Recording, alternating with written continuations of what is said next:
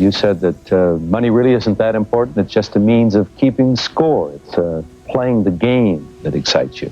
I love the game. I like the money, and the money is certainly a method of keeping score. But I don't do things for money. I do things because I enjoy doing them. That really sometimes can translate into more money than you would have made if you went just after the money. Never, ever give up. You can change and you can move around, but never, ever give up. I know people that are very smart. They went to the Wharton School of Finance with me. I know other people that aren't as smart, and those people are the top people in industry today, and they just were tougher. They didn't give up. And the smart ones had everything on their plate. They'd always come in with the A+ on the tests and the good boards and everything else. But when they ran into problems, they didn't know how to solve the problems like the guys that weren't as good. And it's very seldom that you see something other than this happen. So never, ever give up. A lot of that is all in the details. You've got to be into the details, because if you're not, they'll come back to haunt you. So oftentimes, life is in the details. Well, business also is in the details. You have to be very careful. You have to watch the dotted I's, because you can really lose tremendously if you don't watch those details. So we discussed that, and as Robert likes to say, probably more than I do, that's the little finger, but it's all about the details. It's very important. Right. You want to be totally focused. You can't take your eye off the ball. When I had troubles in the early 90s, a major article came out, and it said very strongly, everything he touches turns to gold. And I believed it. So I'd go out with models at night instead of working, but that wasn't good. And I remember I had a big lease coming up, and there was a big show, and I went to the show. I said, don't worry, fellas, you can handle the lease, you'll get it done. Well, I came back, they didn't get it done, and I would have had it done 100%. And then the market crashed in the 90s. So I had trouble, but it was sort of an amazing, I wouldn't want to do it again. It was an amazing test of yourself. Can you handle pressure? How are you under pressure? Are you smart? When everybody's coming at you. The worst employee is a good employee. A bad employee is fine because you fire that person right away. A great employee is phenomenal. You want to keep them and cherish them. They're fantastic. But a good employee, you never sort of fire them, but they never lead you to the next level. They just keep their job.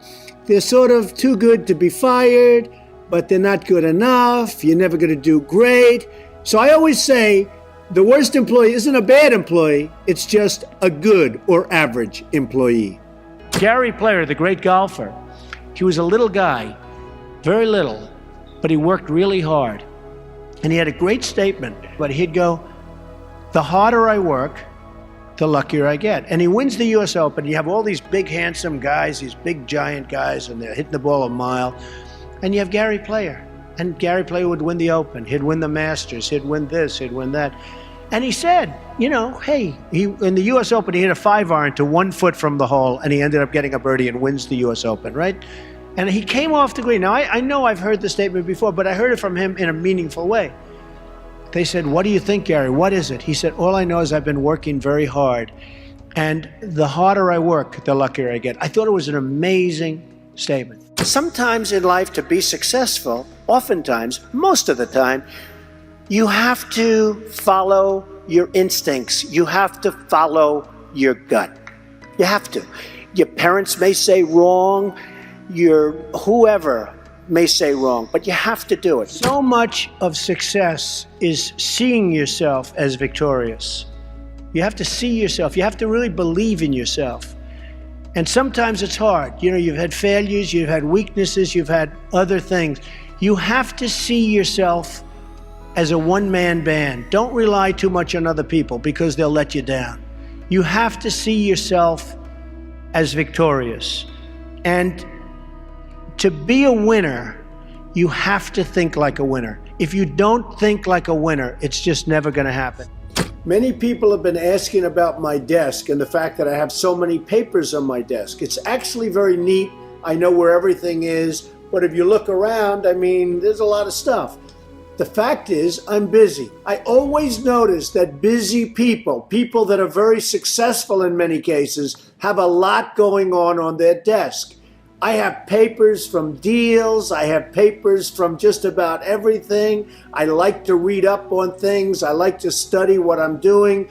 So therefore, you have a lot of action going on in your office. Now, some of the writers, some of the ones that aren't so smart, they talk about the desk negatively. They say, oh, isn't it terrible? Trump has so many papers on his desk. Let's analyze everything on the desk. And they do the best and they fail.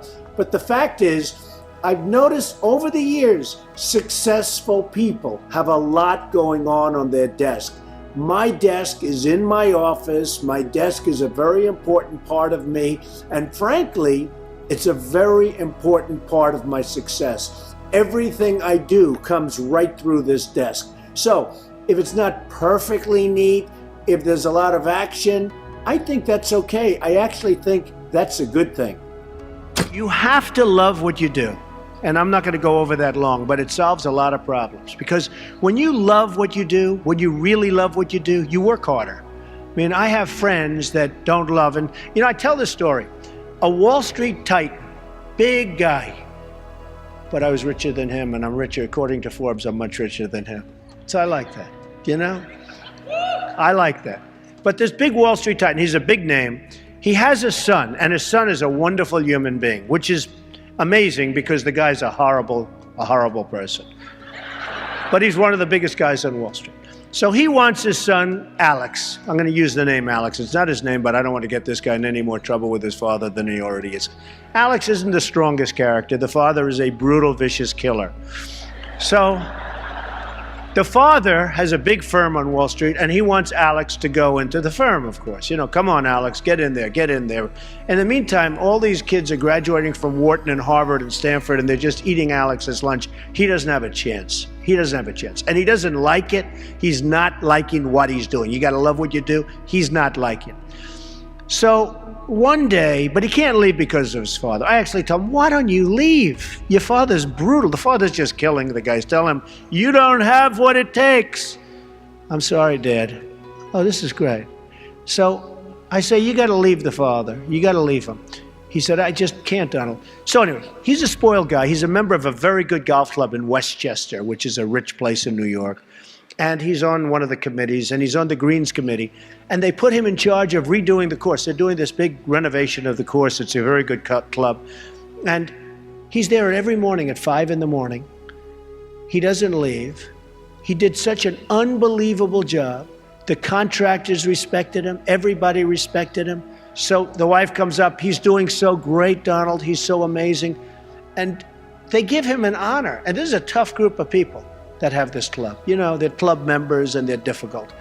They gave him an honor. The club came in under budget, faster by 2 months. He did an unbelievable job, and the quality of the work was 10 times what they ever anticipated.